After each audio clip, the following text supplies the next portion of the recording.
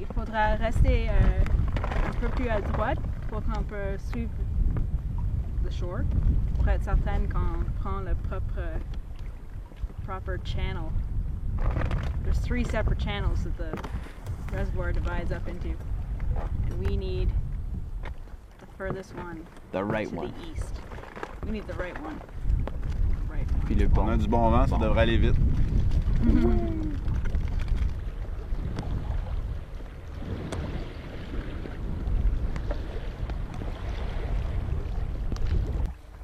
Ben, en fait, j'ai l'impression que le réservoir étant, on voit par la ligne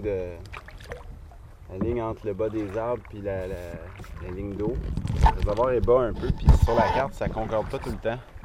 Des fois, on voit qu'il y a une espèce de baie de 200 mètres de profondeur, puis là, quand on arrive à cet endroit-là, non, c'est une plage de sable, carrément. C'est quoi qui explique ça selon toi? Ben, c'est ça, l'eau est basse, fait que on est sur, on voit l'ancien lit du lac, là, plutôt les berges de l'ancien lac. Donc, c'est pas tout à fait la carte qu'on a là, c'est mi-chemin entre l'ancienne carte avant l'inondation puis la carte d'aujourd'hui.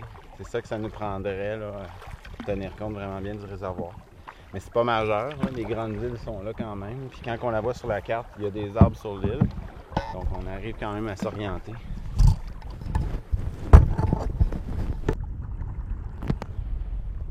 Ça, c'est la vitesse qu'on va sans pagayer, juste avec le vent, qui nous permet de remonter à contre-courant à cette vitesse-là. Actuellement, 2,1 km/h.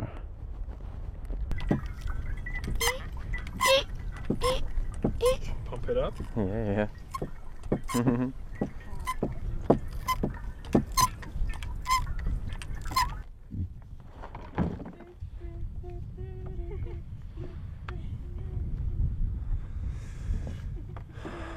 Fait que deuxième jour, on a les premières traces de rapide qu'on remonte, là, ben rapide. D'eau tremblante sur la surface qui nous indique qu'on remonte vraiment le courant. Là. Puis ça va augmenter à mesure qu'on va poursuivre aujourd'hui. Là, on va être vraiment dans la première rivière qu'on remonte, là, la rivière Atikonak.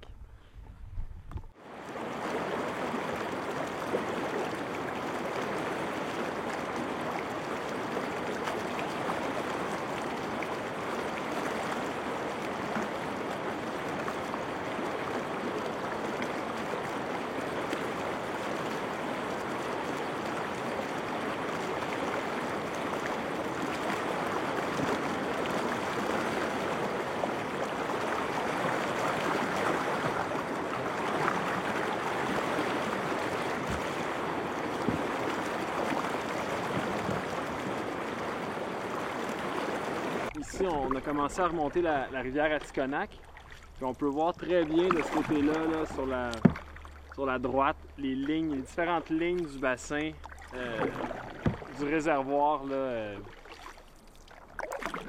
Osokmanwan, selon les variations que la centrale hydroélectrique a besoin là, pour produire son énergie.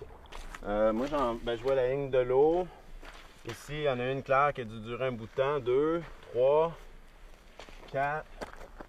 Puis ça, vraiment, 5, clairement, là. Ça doit être pas mal proche du niveau maximal du réservoir. Mais comme ici, c'est une rivière, on est vraiment dans une zone où ce que ça paraît quand l'eau est basse. Je pense que la rivière ne doit pas descendre beaucoup plus que ça. C'est mon estimation.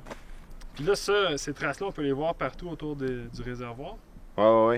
Toute la journée hier, on voyait une belle ligne grise tout le tour. Quand c'est des roches solides, là, des grosses roches, on voyait une belle ligne grise à la même hauteur partout, qui est probablement le niveau du marnage à son maximum. Sur notre carte, c'est écrit que c'est un réservoir ici, mais que c'est en même temps la fin de la rivière Atikonak. Donc sur la carte, c'est plat. Mais c'est notre troisième petit eau vive qu'on remonte. Là, c'est vraiment un rapide cette fois-ci. Je te dirais R12. Je pensais qu'il y avait juste 100 km de rivière sans nom à remonter, mais finalement, on a 212. On a 212. Ça fait drôle de remonter une rivière. On est tellement habitué de descendre des rivières. Là, on allait vraiment à la source. Comme des Amérindiens en 1623.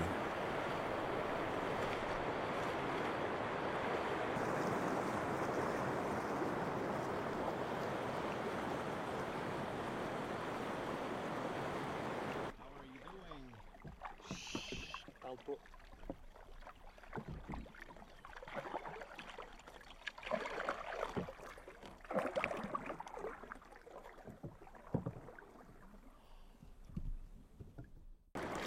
On est au 3e jour. Ça, c'est les lignes à haute tension qui arrivent de Churchill Falls. Je trouve ça spécial aussi de le voir avec le rapide juste à côté. C'est comme si on avait les deux éléments là, qui produit. Puis en fait, cette eau-là, éventuellement, se ramasse dans les réservoirs qui alimentent Churchill Falls. Puis ensuite, wham, c'est renvoyé à Montréal, vers le sud-ouest du Québec, là, fait qu'on a comme le cercle complet ici.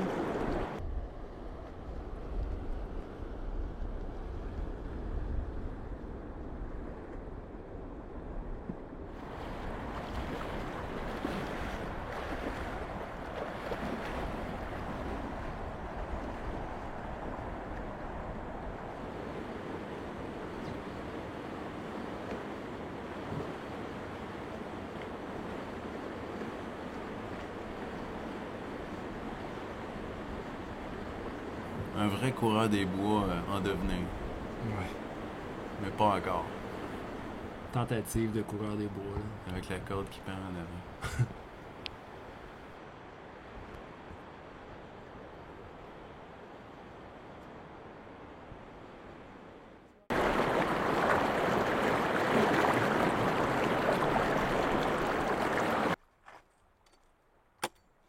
Mind if I chop some off too? Yeah. Oh, there's this one. Alright. This one here.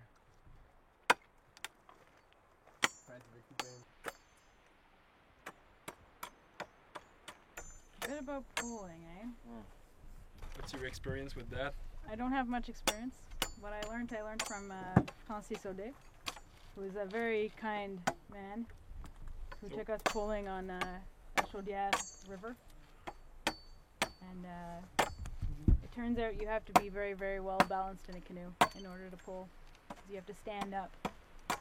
And I struggled with that.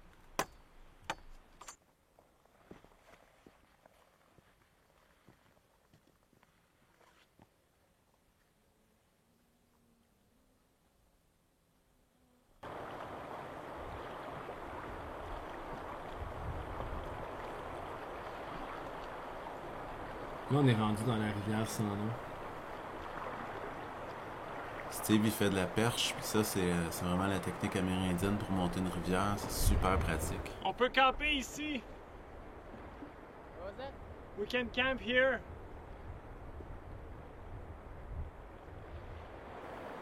On voit les ciels en arrière. On avait des orages à tous les jours au début du voyage, les 2 premières semaines. Là.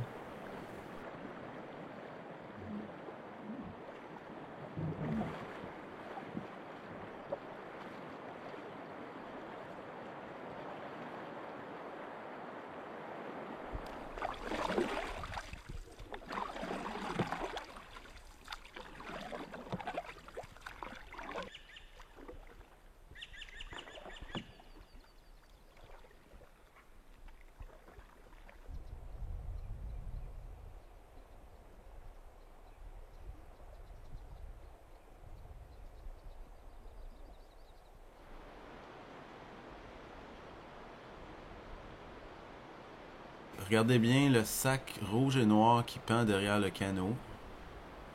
Ça, c'est un objet de sécurité absolument important. Alors, portage pas très facile. Pourquoi tu avais déposé le canot? J'ai échappé. Ah, Je me sens enfargé. Et là, vous voyez bien, là. Oh! On vient de perdre le sac à corde. On le remonte au ralenti. Et on l'a jamais revu de toute notre vie, ce sac à corde-là. il est encore là. Il est Fait que passé, si quelqu'un remonte la rivière sans nom, un jour, on va peut-être trouver un vieux sac à corde tout pourri. On a bien du stock à charroyer. Jour 6, 48 jours au total, 2 ravitaillements. C'est sûr qu'on a la bouffe pour les 21 premiers jours. C'est pesant, mais c'est beau, c'est le Labrador. Bonne chance.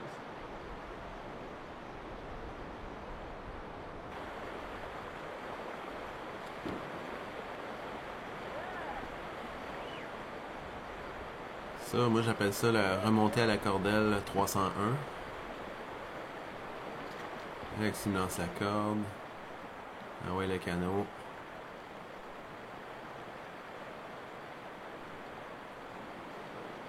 Faut pas avoir peur de l'eau.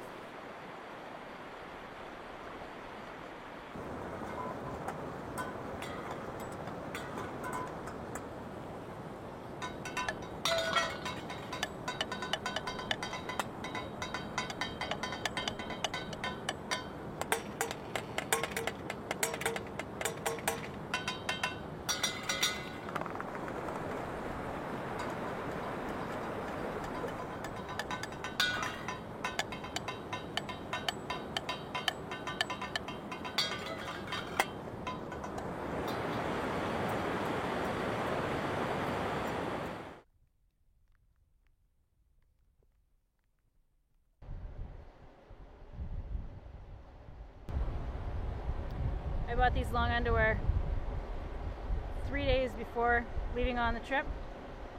Brought them here brand new, and they already have 6 holes in them. Seriously, they were brand new? Brand new. Either the long underwear isn't a good company, or our trip is pretty hardcore. What do you think? I think it's our trip.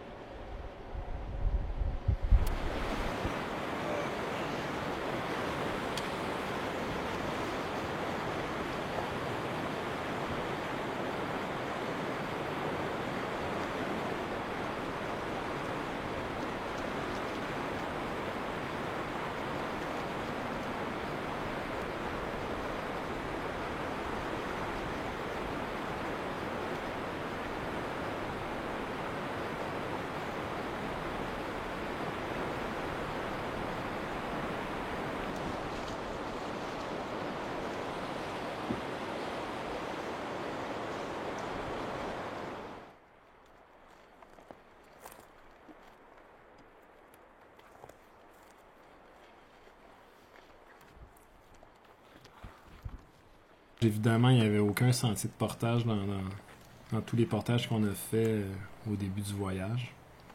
Parce qu'il n'y a personne qui va jamais là. Ce qui fait que c'était parfois périlleux, on revenait sur nos pas, on trouvait un meilleur accès, on allait explorer. Toute une aventure.